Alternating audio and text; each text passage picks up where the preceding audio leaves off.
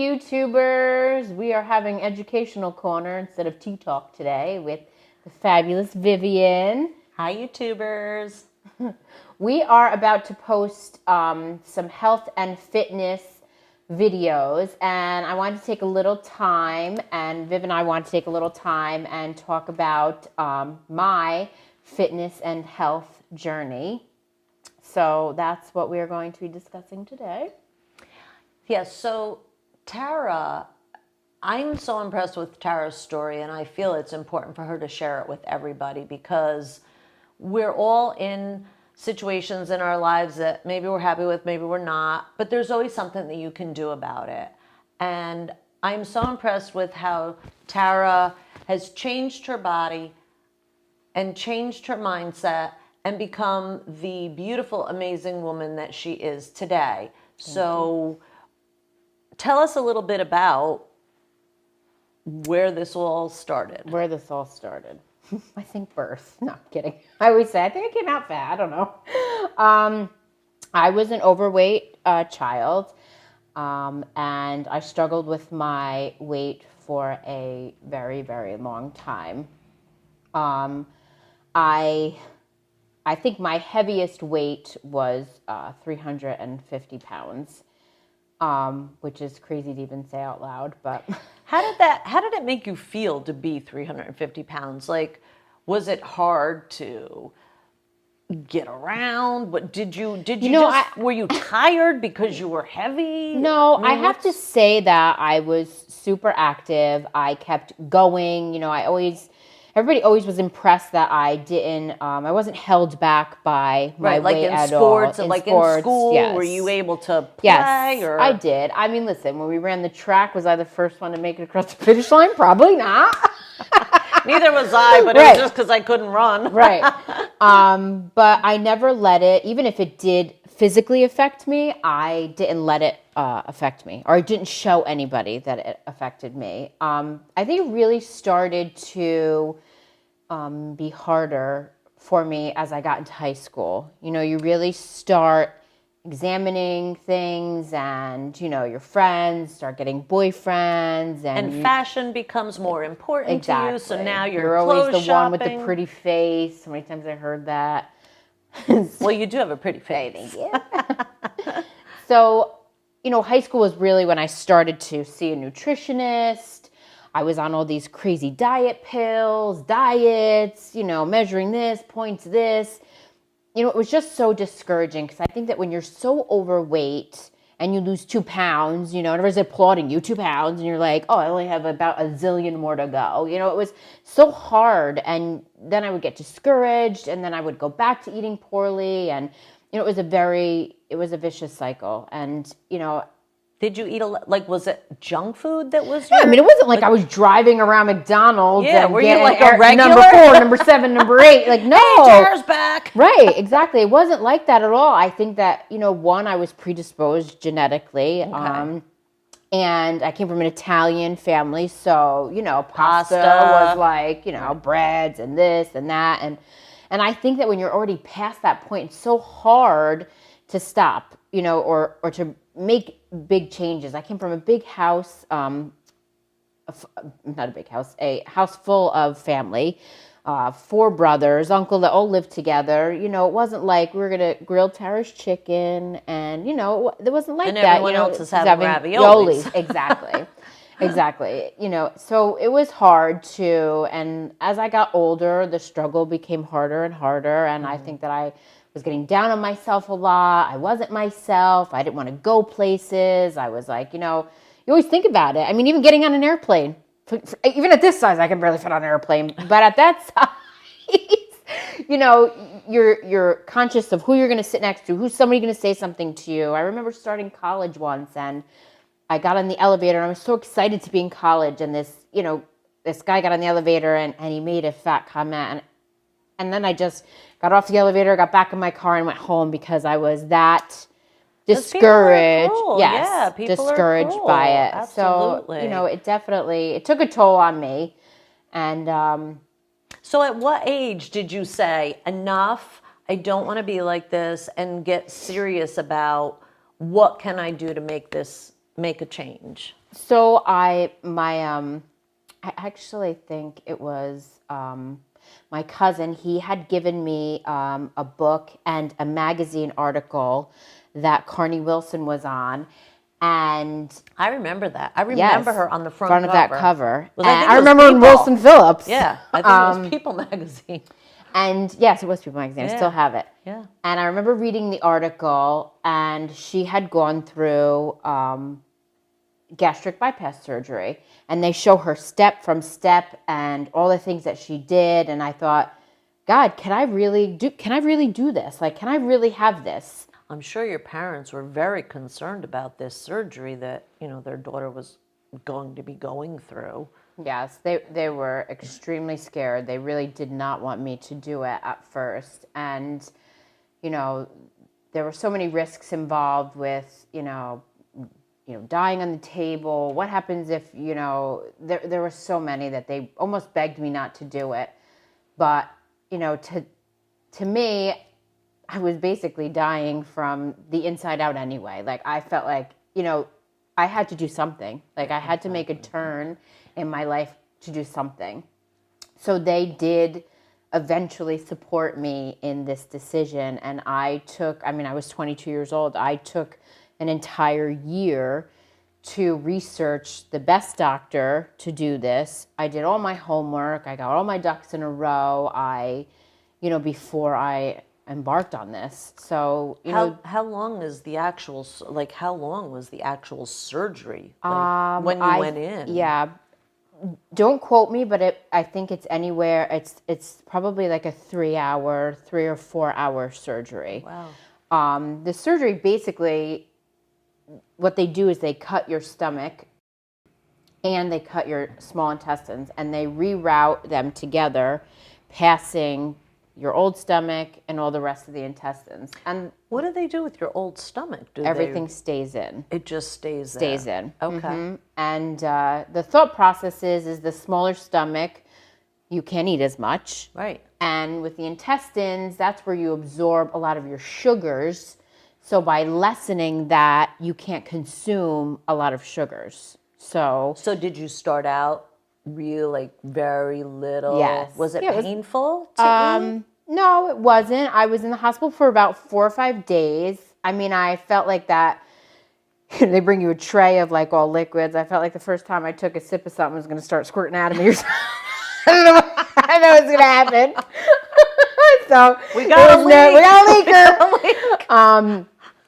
I was super nervous, but that's what it is. Like the first couple of months, it's liquids only, protein shakes. Like you're basically starting like from infant. Like that's how you were taught how to eat.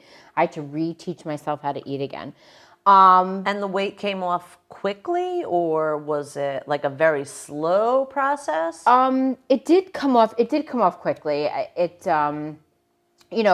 That first month I probably lost 40 pounds. I mean, you're eating nothing but liquid, right? So you're guaranteed that.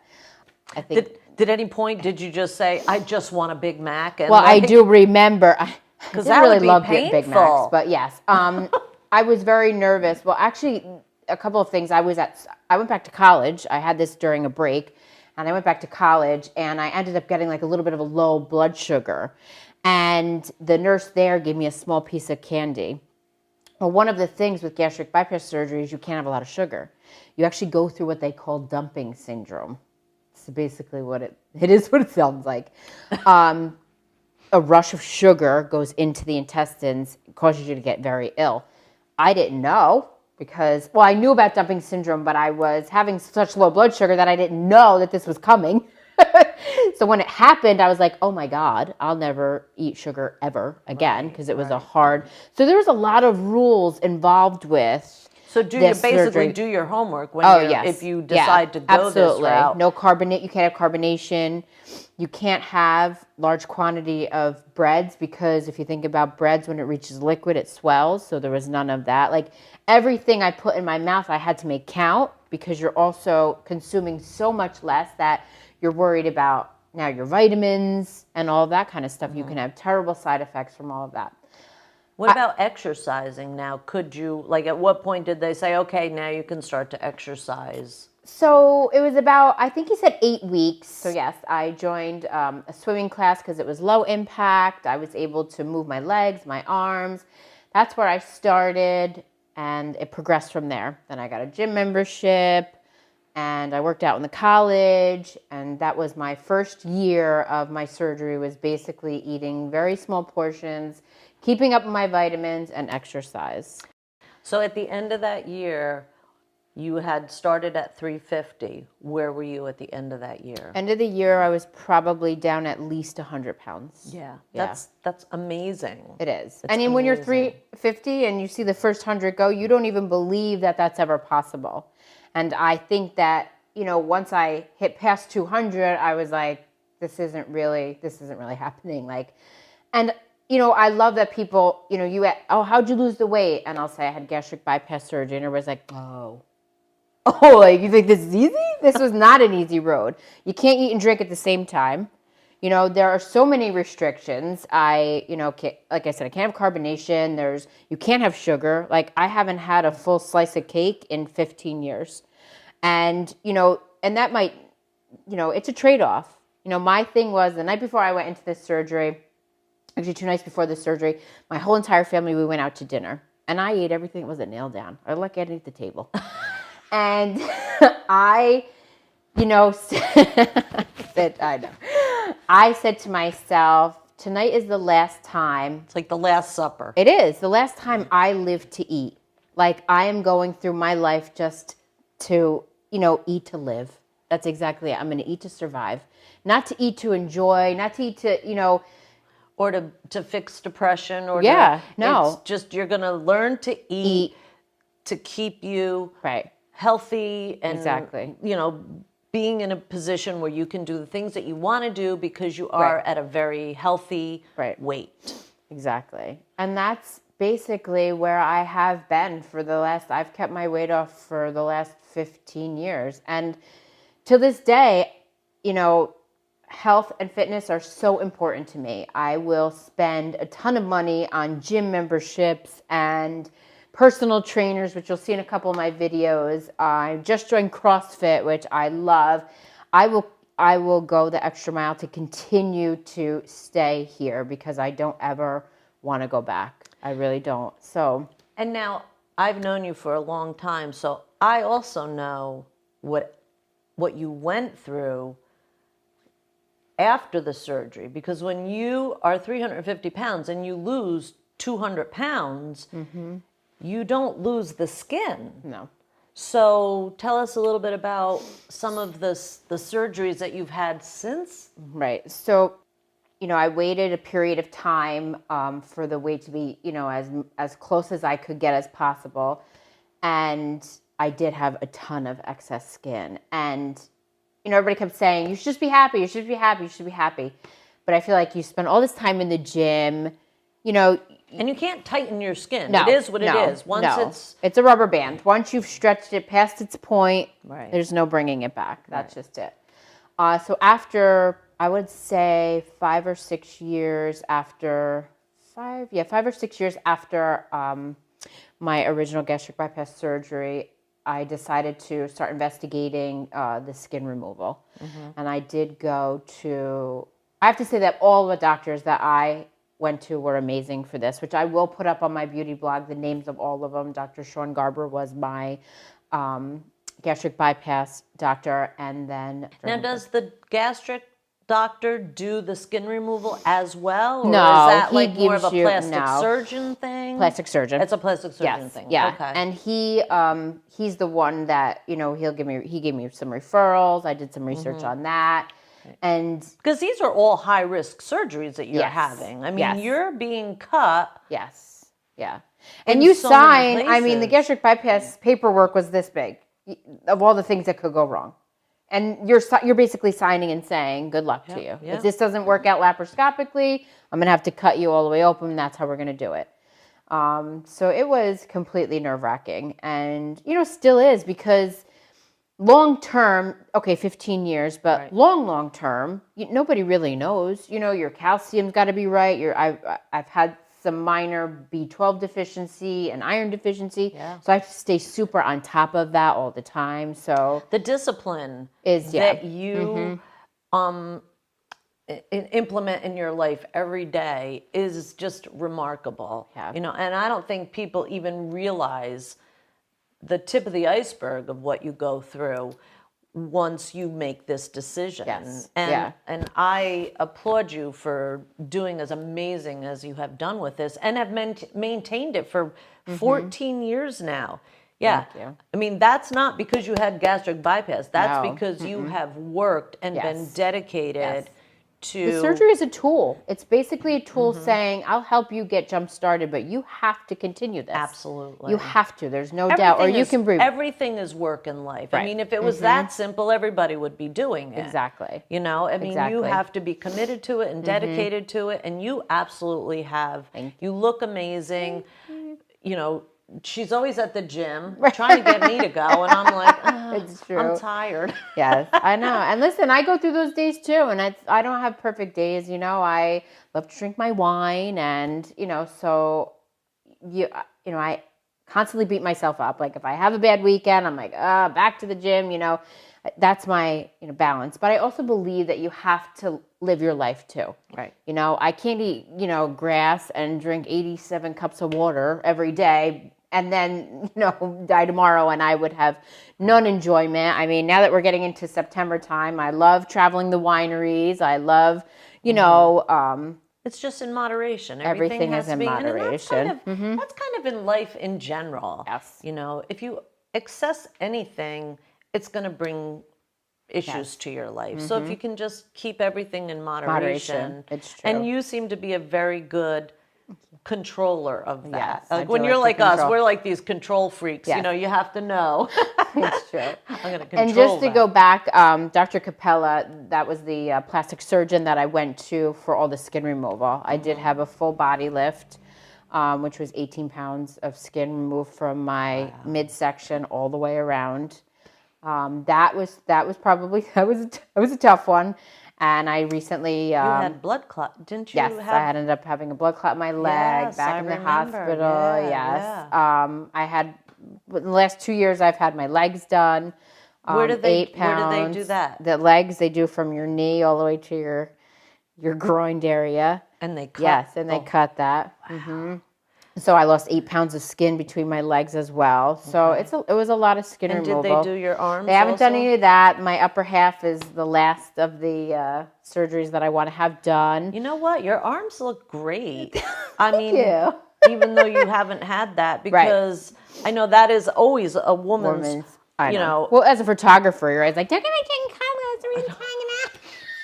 If I could just Photoshop every woman's arms in the world, it should just be like a click. Yes. Slim arms. That's right. We need a slim arm click. That's right. That's true. So I'm working towards that being my last and final surgery, but it's, I'm giving it some time. Bottom line, it really is all about making healthy choices and doing the right thing for your body. Right. And we know right from wrong. We know what's good and what's not. It's not always easy to do, but exactly. If you have a goal and you have something that you want to accomplish and a certain vision for yourself, it takes hard work. And you have definitely put that hard work in and continue to do so. Thank you. And you know what? I tell, other women and young girls, I'm not pushing surgery on. It's not for everybody. And if you could lose 200 pounds and work at it and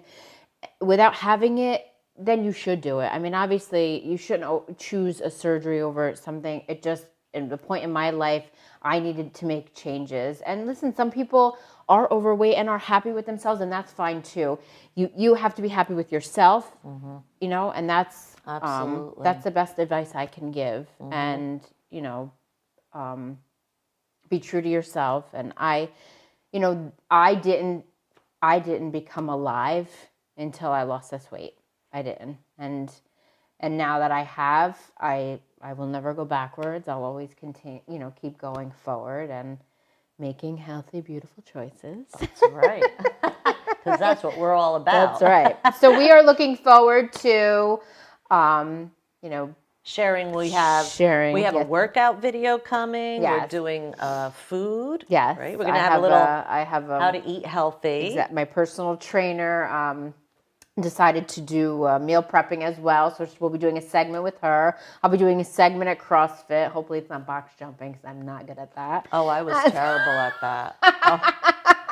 I jumped on I think what they had that was really small. Yeah, exactly. That's about all jumped I over could that jump bug on. that was crawling on the floor. That's it. All right. Well, thank you, you two, for having Tea Talk or Educational Corner with me and Viv. Educational Corner. And please like and subscribe to our videos and stay healthy and happy. And have a great day. I just want to close by saying thank you for listening to my story, and that the most important decision here, if you're going to have any weight loss surgery, is to go through the proper channels. Talk to someone, find the right doctors, make the right choices so that you can live a happy and healthy life. Thank you.